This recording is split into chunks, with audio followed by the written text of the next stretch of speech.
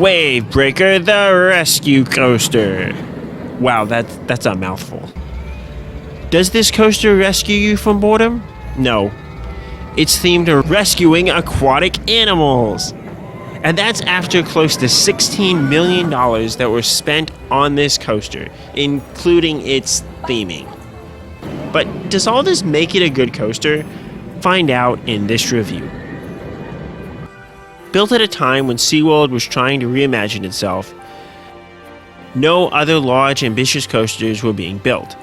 After Mako debuted in 2015, either Skyrocket 2 clones or other family-style coasters were added to SeaWorld parks for the next few years.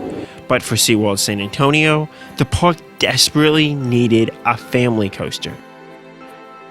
The Steel Eel and the Great White held solid niches for thrill seekers, and a kiddie coaster and Journey to Atlantis had been added over the years as well, but no true family coaster was at this park.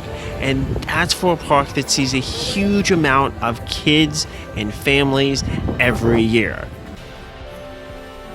The coaster debuted in 2017 with a theme centered around how SeaWorld goes out and rescues animals in need.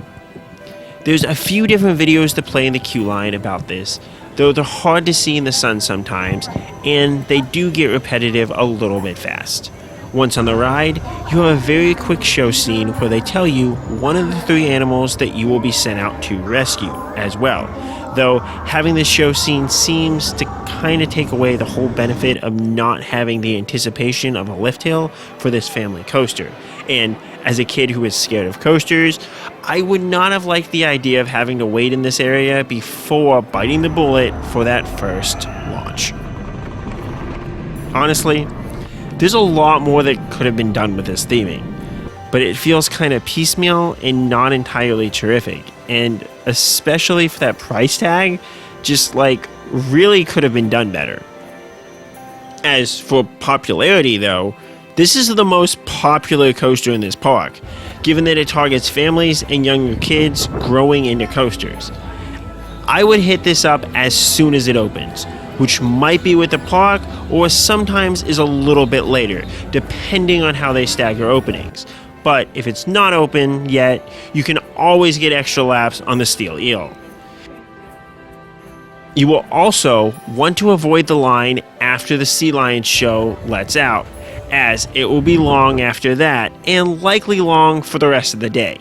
Many days, they will run only one train on this coaster, which will make the line crawl. Sometimes this is because the other train is down for maintenance, but other times it just seems annoying that they can't keep the throughput of this ride better for families and those of us wishing to actually ride it. As for seat placement, I honestly prefer the middle.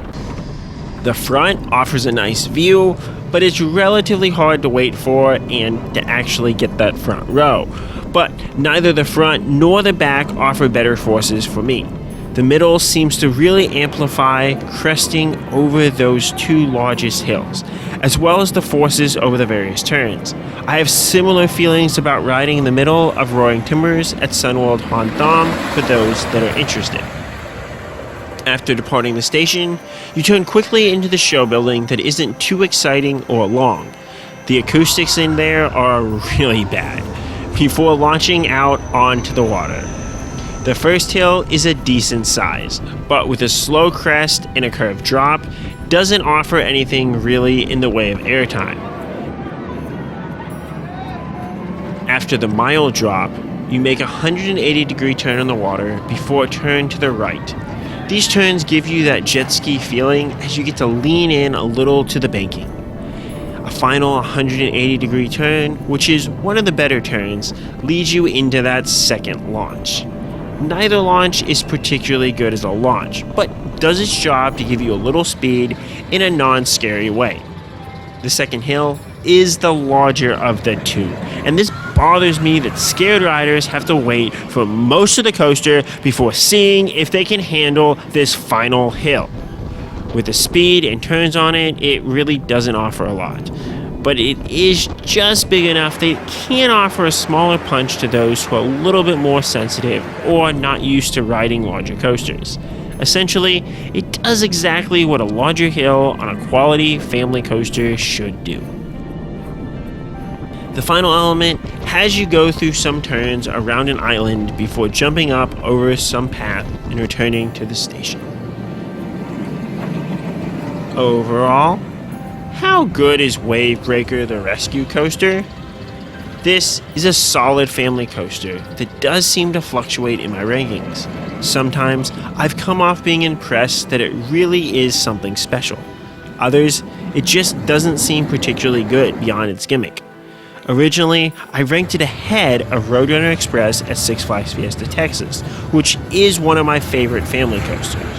But after multiple re-rides, it has fallen, now being ranked below the fun laterals of Coaster Kart at Jungle Adventure Park, and above the Helix-focused nature of Sky Coaster at Dreamworld. Ultimately, Wavebreaker the Rescue Coaster is flawed.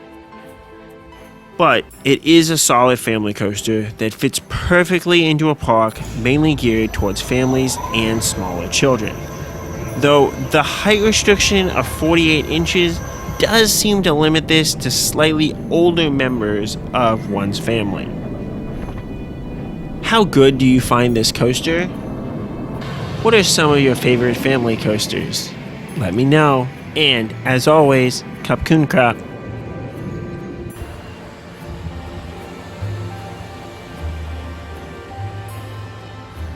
Just a reminder.